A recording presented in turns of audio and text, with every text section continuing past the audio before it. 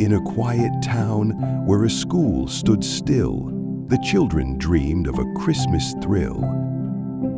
Their tree stood ready, its branches bare, but the little bulbs refused to flare. The kids checked the bulbs, their faces fell. The magic they'd hoped for lost its spell. Two clever minds with paper in hand sketched a dream for a light-filled land. They showed their plan to the principal there, their eyes so bright with a hopeful stare.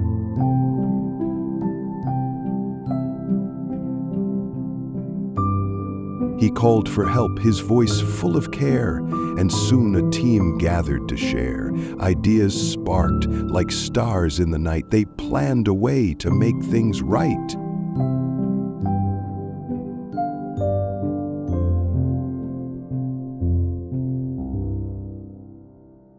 With SolaX leading, their powers so strong, Photonica followed to help all along. Then SunStore joined, their tools in hand. Together they formed a brilliant plan. Panels were loaded, the truck hit the road, carrying sunlight, their generous load. On the school's rooftop, the workers toiled, transforming rays into energy unspoiled.